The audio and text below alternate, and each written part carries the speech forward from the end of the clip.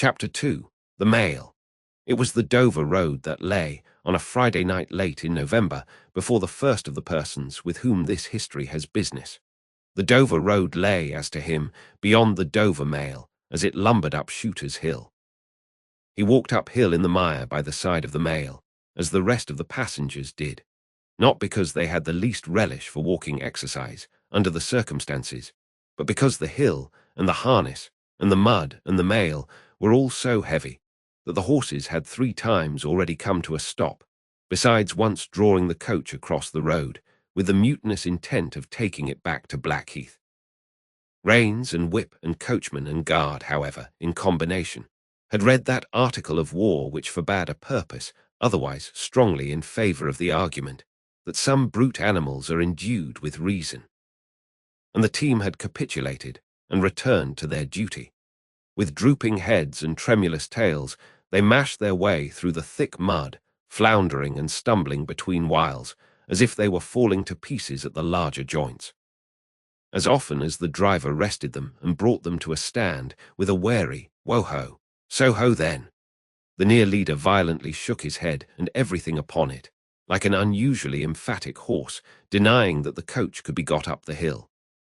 Whenever the leader made this rattle, the passenger started, as a nervous passenger might, and was disturbed in mind. There was a steaming mist in all the hollows, and it had roamed in its forlornness up the hill, like an evil spirit, seeking rest and finding none. A clammy and intensely cold mist, it made its slow way through the air in ripples that visibly followed and overspread one another, as the waves of an unwholesome sea might do. It was dense enough to shut out everything from the light of the coach lamps, but these its own workings, and a few yards of road, and the reek of the labouring horses steamed into it as if they had made it all.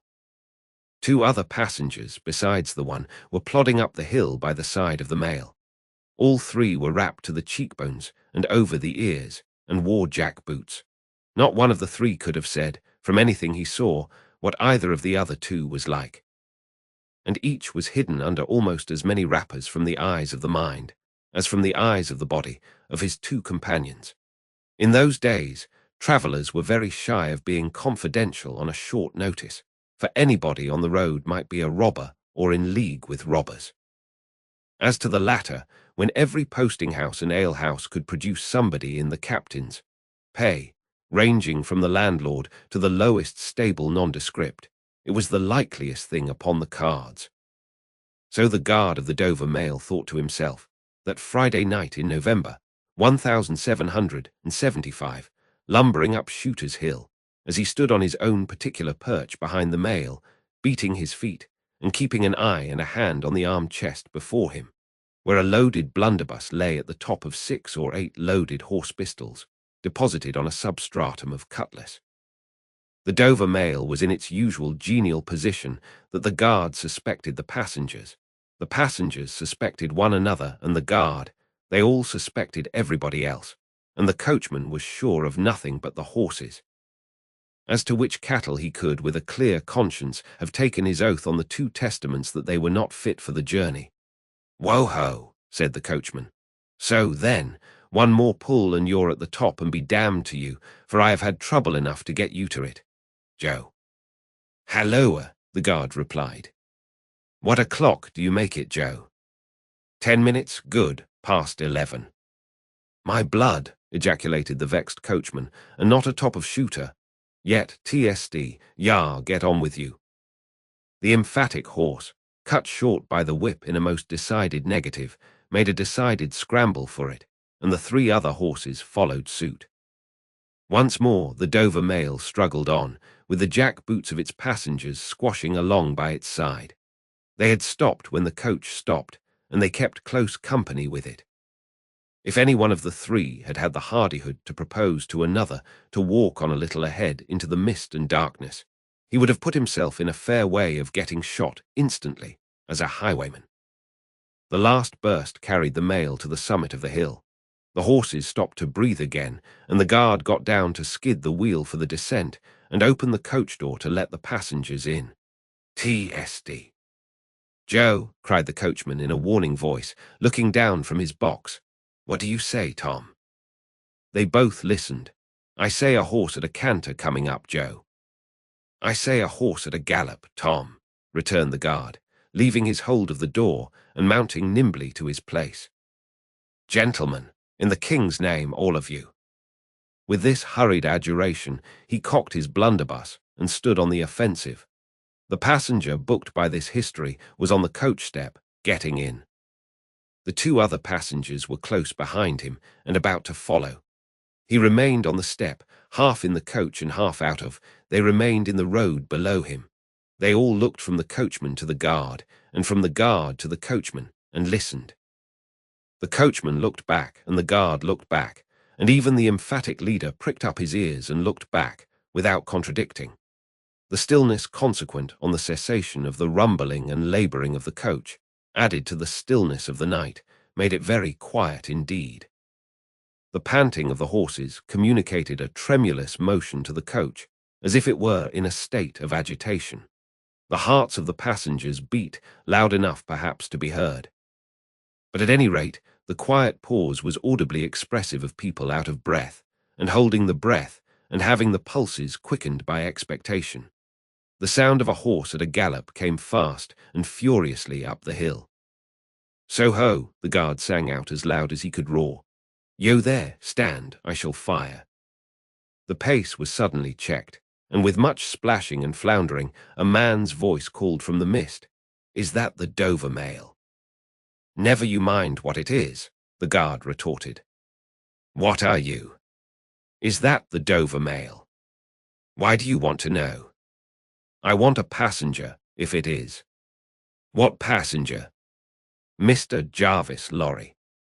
Our booked passenger showed, in a moment, that it was his name.